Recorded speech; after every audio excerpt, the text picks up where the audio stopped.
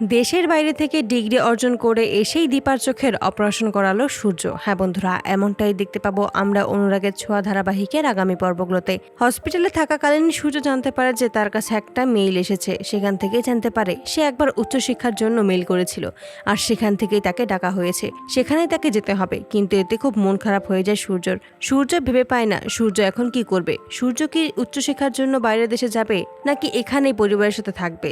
দ্বিধাদ্বন্দ্বে ভুগতে থাকে সূর্য। তখন দীপার সাথে সমস্ত কিছুই বলে। দীপা তখন সূর্যকে বলে যে আপনি সেখানেই যান ডাক্তারবাবু, আপনার উচ্চশিক্ষার প্রয়োজন, আমরা সবাই এখানে একসাথে আছি, আমাদের কোনো সমস্যা হবে না, আপনি সেখানেই যান। কিন্তু সূর্য যেতে না চাইলে দীপা বলে যে আপনাকে ওখানে যেতেই হবে, আপনার এটা অনেক স্বপ্ন ছিল, আপনার স্বপ্ন আপনাকে পূরণ করতেই হবে ডাক্তারবাবু। সূর্য তখন বলে যে তোমাকে ছেড়ে আমি বিদেশ যেতে পারবো না। সূর্যকে তখন শান্ত করে দীপা আর খুব ভালোভাবেই বোঝায় আপনি ফিরে আসার পরেই দেখবেন আমরা আবার নতুন করে সবকিছু শুরু করতে পেরেছি।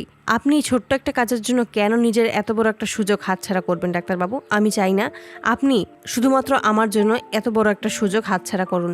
আমি চাই আপনি ডিগ্রিটা নিয়ে আসুন, তারপরে না হয় আমরা আবারও একসাথে থাকবো, একসাথে বাঁচবো, একসাথে পুরো পৃথিবী ঘুরে দেখব।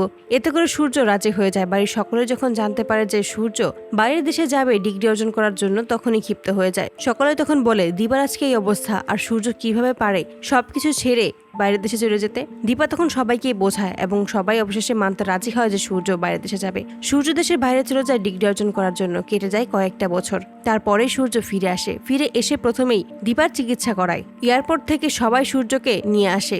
সেখান থেকে আসার পরেই দীপার দৃষ্টি ফেরানোর জন্য সূর্য এবার নিজেই অপারেশন করে। তো বন্ধুরা, তোমরা এটাই তো চাও যেন এভাবেই দেশের বাইরে থেকে ডিগ্রি অর্জন করে এসেই দীপার চোখের অপারেশন করার নিজেই সূর্য? কমেন্টে জানাও। আর নিয়মিত আপডেট পেতে আমাদের চ্যানেলটি এক্ষুনি সাবস্ক্রাইব করে পাশে থাকো। ধন্যবাদ।